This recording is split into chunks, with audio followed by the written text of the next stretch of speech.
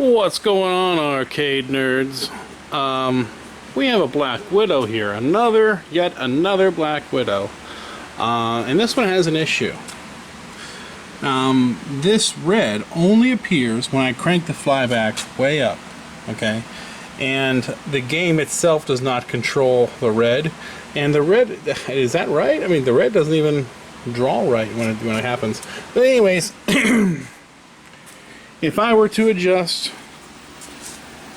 the pots on the back of the yoke, the neck board I should say, red cannot be adjusted no matter what. Okay?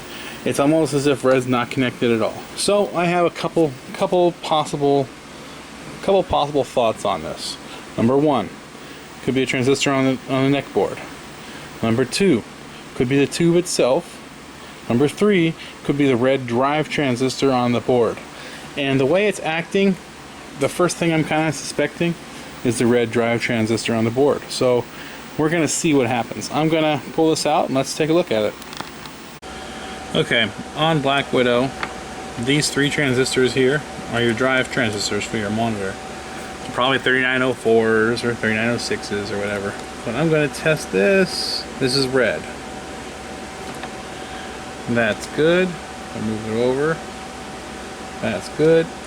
Okay, so red's good, just because I'm going to test the others. Just to make sure there's nothing goofy that, there's any difference. Okay, so all these transistors test the same. But you know what? Since we got this sucker on the board, you know what I'm doing. I'm going to replace the AVG chip. Yes, this works. No, this won't fix the colors. But I highly suggest always replacing the AVG chip. Put this somewhere so you can save it for later or whatever, but always place that AVG chip. Okay, so that is not our issue. Let's move on to the monitor. Okay, now we're at the back of the monitor. I have a jumper right here, and I'm going to pull off the neck board, and I'm going off memory here, but I believe this is the red transistor, the green transistor, and the blue transistor, I think. Anyways, I'm going to connect the jumper to the top of what I believe is the red transistor. Okay, I'm going to hold this right there for now. Let me plug it in.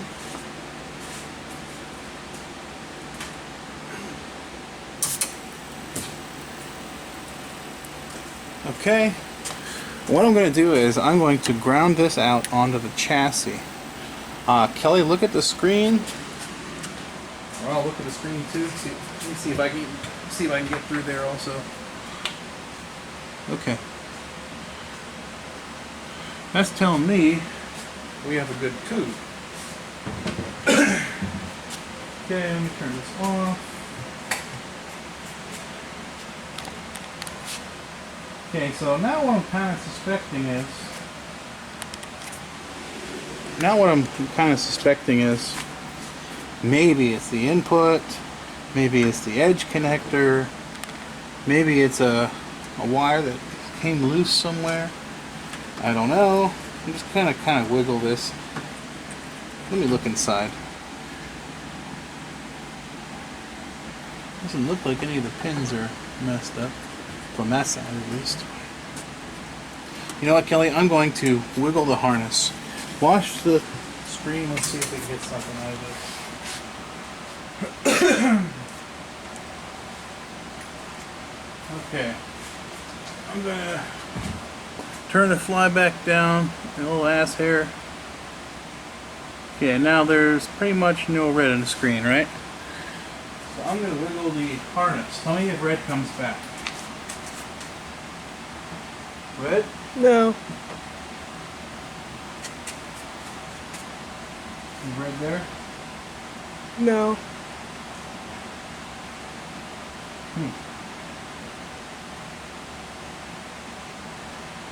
Nothing still, right? Alright, worth a shot. Still no red. Still no red. Okay. Alright, let me do some more searching here. Check this out. Found something. See this red wire? That is to my red gun. And it's been pushed out. This happens often with Molex. I'm just going to push that sucker in. I think we already have it. This is it. Oh, it pushed way out. Whatever, it'll snap in.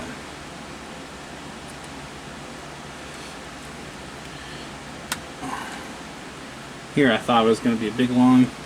Fuck it. I'll make this a double video. We'll do two things in this video. I don't care.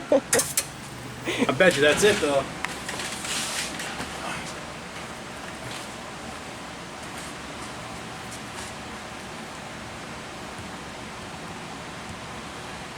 Oh, there's our red. See the score? Yep. Whatever. And there's the red inside the things. Let me coin up. Let me start again. Yep, there's our red. Whatever. It's all there now. All right. Well, I gotta think of something else to add to this video. I love this game. It's like Vector Robotron. You guys, if you haven't played Black Widow and you like Robotron, what are you doing? I love this game. I'm not paying attention, of course. My son kicks ass in this game.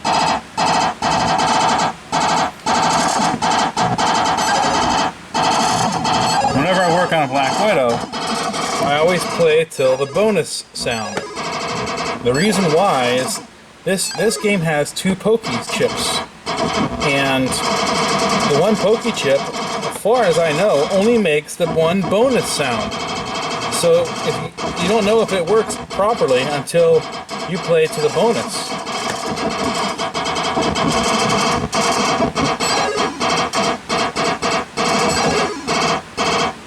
Let's see. You hear that whoop? That's the one sound that the one Pokey chip makes. All the rest of the sounds are on the other Pokey, I believe. Pokey. All right, let's find something else to put on this video. I just figured I'd show you guys the proper way to wire in your. I can't do it. Look what somebody did. It's an extension cord or a lamp cord or something. They must have twisted it, maybe soldered it and taped it, and then, wow, spliced it in like that. That's high quality. What game is this? I think that's Ghosts and Goblins? No, the other one. Oh. Not Ghosts and Goblins, but... Sequel to Ghosts and Goblins. What's it called? I gotta look now. Nah, now I know it. Now I gotta know. Ghouls and Ghosts. Ghouls and Ghosts. Yep. Wow, there's a winner right there. Okay. This is... What would this come off of? That was a joust. Joust. Here's a joust that I'm going to put a new battery in. Now you can put, you know, the old double A's in there, but I don't like them because they eventually leak. And this had this. And this is what TNT Amusements did back in the day. It looks like, am I reading that right? Is this 2002? But I'm not a big fan of these. Of course, in 2002, this might have been the best method. I don't know. But what I'm going to do is I'm going to put this in. And see, there's 2 holes already existing right here. And I'm going to put the positive end with a positive mark in that hole, the negative end in that hole. Okay? And I'm going to put a CR2032 in, just like that. And I flip this sucker over.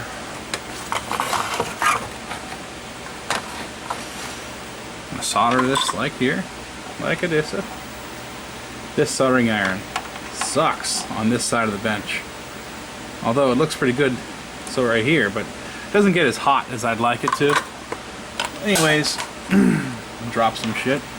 I got a little screw because it's handy. I'm gonna scratch a little area right here.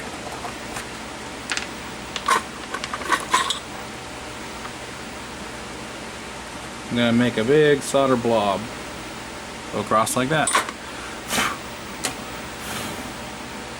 And that's that. Now we have a battery in our joust here.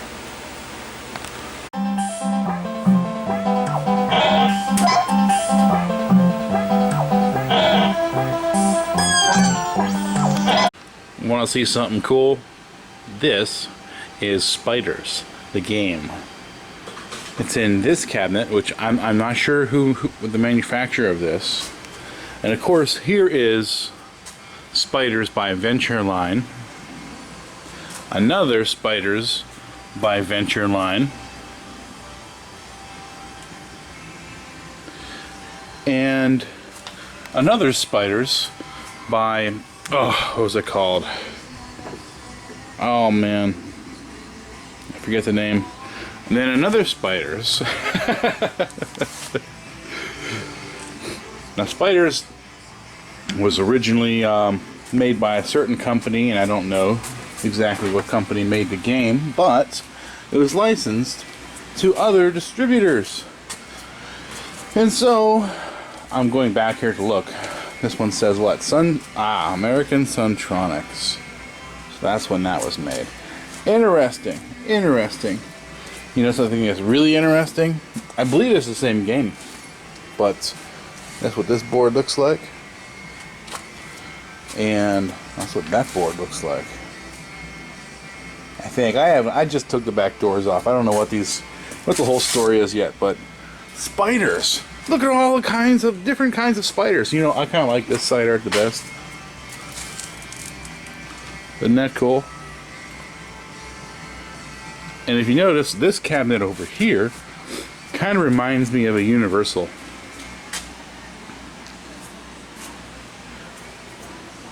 Even has that little door on top.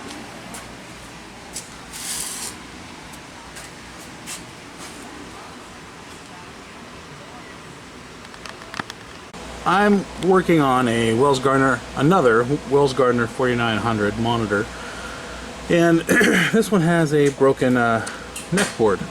And there's a right way and a wrong way to fix these neck boards. I'm going to do it the wrong way in this video, just because I think the wrong way is just fine. It's just good enough. Alright, so let me set the camera up somewhere and I'll show you what I do to fix these cracked neck boards. Okay, so some might say to glue it and use copper foil and all that, but the way I'm going to do it is going to look like crap, but it's going to be just sufficient and it'll be just fine unless someone damages it some more in the future. See, I got a little mini screwdriver right here, okay? And I'm going to remove the solder mask, scrape off this solder mask,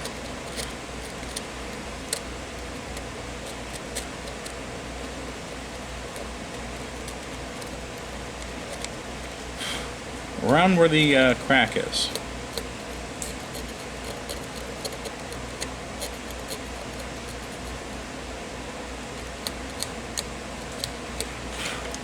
Okay, here's a couple little spots.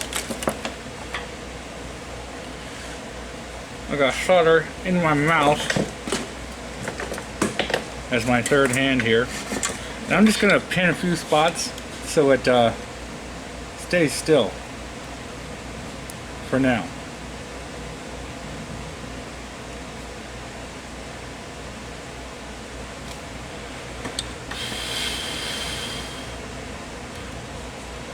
Okay.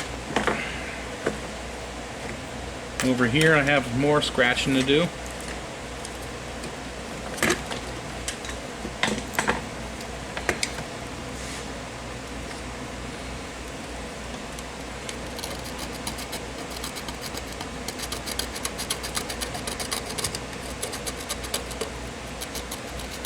I'm going to extend the scratches out further than normal, because I am relying on a lot of this board being held together with solder.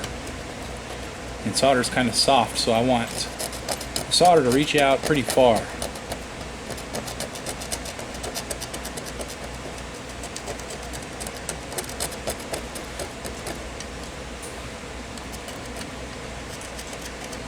I know some people don't like this method, and some people, you know, think it's the bad way to do it, but it's going to work in this situation. I don't care.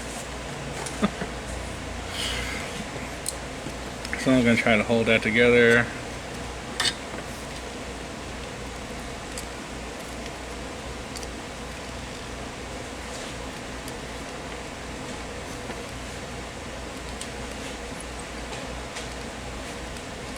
gonna put a big ridiculous blob of solder.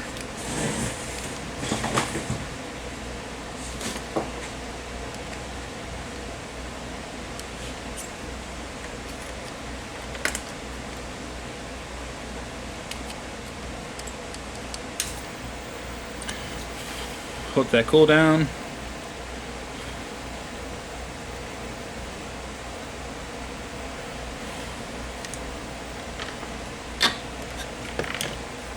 Can you see that? You guys like me putting solder in my mouth? I'm gonna die of lead poisoning. Don't put solder in your mouth like I do. But okay, so just to hold this board straight, I put this big blob of solder right here, and these two big blobs of solder right here, and all these little traces. I'm probably going to get some. Kelly, can you hand me some brush wire?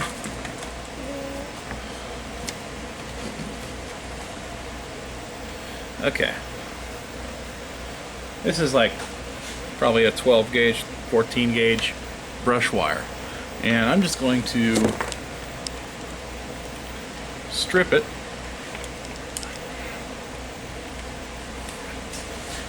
To expose all these little thick brushes. And that's probably what I'm going to do. Kelly, definitely sink. Yeah.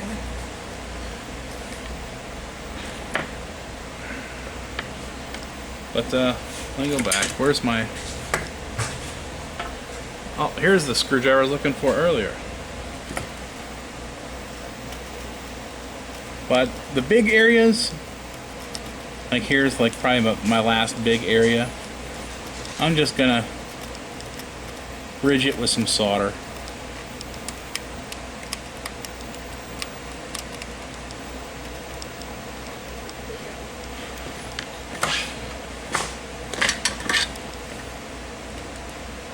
Now I have free hands because the board's holding together.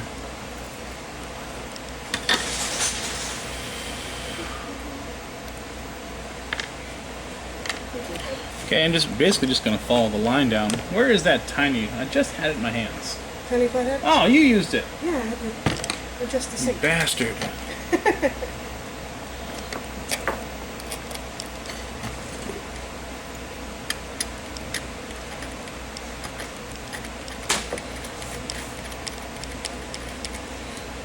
See, I'm not going to trust solder to bridge that gap. So what I'm going to do is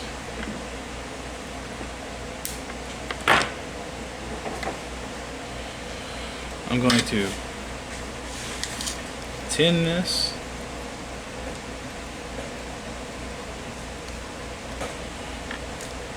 I'm going to tin my wire.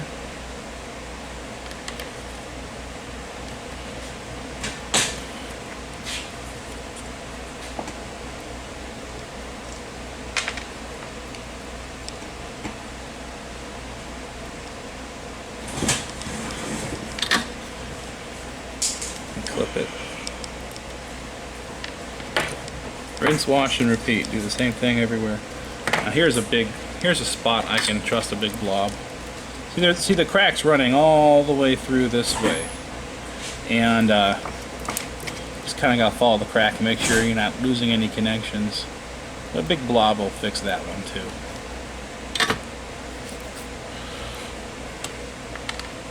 Hope you can see. I don't have I didn't bring my stand here. I'm in Tennessee right now, and I live in Ohio. And I didn't bring my. I use a microphone stand as a camera stand. I didn't bring my stand.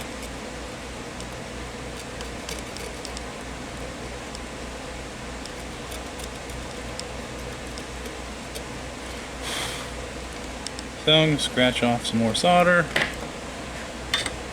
And dang it, my wife keeps stealing the solder. Okay, I'm back.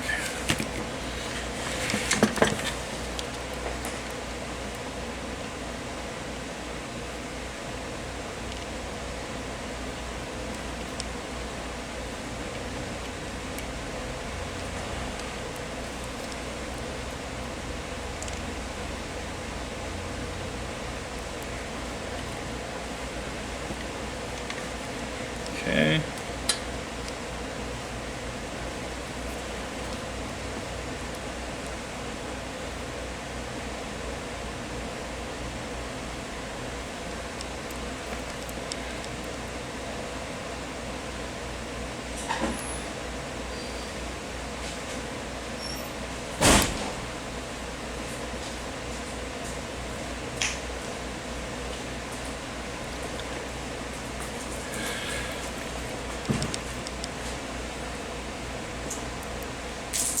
There's one little spot.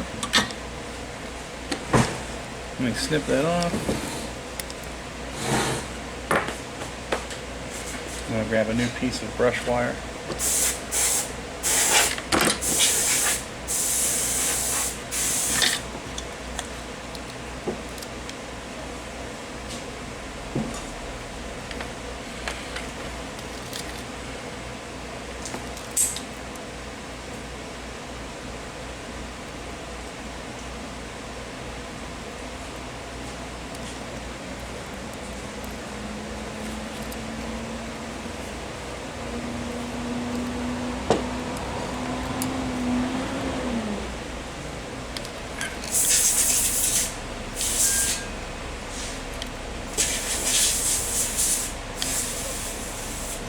Good enough.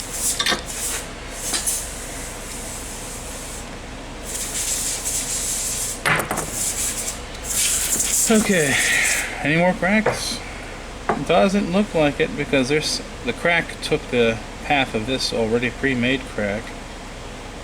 I don't think there's anything left. Let me do a quiet once over. Nope, I think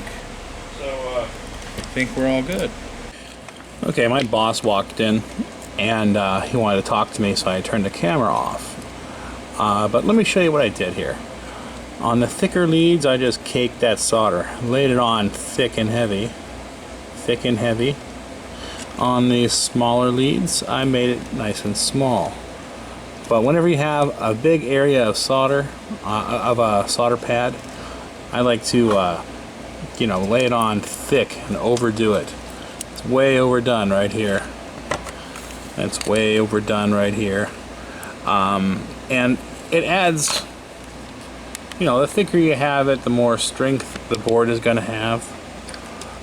So, I could tweak this board now and it's pretty solid. So, this may be really common, stupid, nonsense things to some of you guys, but I get so many goofy questions. I hope maybe this would help somebody, you know what I mean? Because to many of you guys, this is common knowledge. A lot of you probably fix these neck boards just like this, and some of you guys probably fix these neck boards with copper foil and epoxy resin, but or two-part epoxy. But anyways, have a good one, guys. I'm just trying to get some videos out. Hopefully this someday will help someone if they don't realize the obvious on how to fix a neck board. But all right, have a good one, guys.